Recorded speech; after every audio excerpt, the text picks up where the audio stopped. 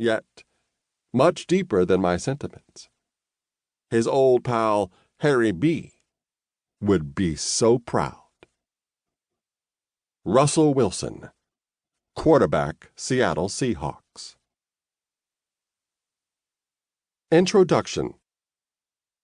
Roll with Reggie Williams to catch a drift of the bustling activity at the restaurants and shops near Main Street in Tony downtown Sarasota, Florida. And it's like being with the mayor. The man has some presence. It seems that just about everyone knows him. A restaurant manager embraces the imposing former football player with a hug and after a few minutes of chatter informs him that his drinks, including his favorite bourbon, Booker's, are on her. A bouncer outside breaks down the details of a recent issue with patrons, keeping Reggie informed of what sometimes happens when the place converts to a club. A waitress, after stowing his crutches, wants an update on the condition of his right leg, which pretty much has a life of its own. Some people want to talk football, or baseball, or basketball, or even hockey, any sport. Some just shoot the breeze about their day-to-day issues, or they talk current domestic events. The gregarious man engages with friends and strangers alike. Williams, a divorced father of 3 adult sons, moved to this cultural mecca adjacent to Sarasota Bay in 2017, primarily because it felt right. He loves the water, the weather, the views from his Bayside penthouse apartment, the vibe of the surrounding arts district, and the proximity to Orlando. Close enough, a 2-hour drive away, but not too close to his sons that he would be a burden. It feels like home.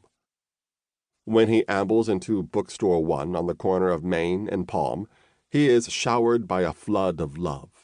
It figures. This is one of Williams's favorite stops. That he is walking, albeit gingerly, is significant enough, given all that he's been through in recent years to save his ravaged right leg. There are multiple threats of amputation, including one as recently as January 2019. 4 knee replacements and 27 surgeries. The toll of this has left the area of his right knee disfigured, scarred, and puffed up unevenly to the size of a melon, with no range of motion. Inside is a concrete spacer, while specially designed shoes equalize the right leg, that is 3 inches shorter than the left. The bookstore is also special because it was where, in early 2019, Williams was the featured attraction for one of the monthly community conversations it hosts. Williams built his session around the theme, "What I'd Put in My Book." The result has come to fruition to reveal layers of a rich, remarkable life, and that Williams can sure tell a story about his journey. He was once a star athlete, revered for his relentless conditioning and Adonis physique. Now, he's an aging grandfather, challenging his battered body to keep up with a wise, youthful spirit that allows him to still compete for the quality of his day-to-day subsistence, his legacy, his sanity. This is an inspirational way to recognize the life that I've lived, Williams reflects. What I'm going through has come with a lot of great memories. It's kind of like karma, too.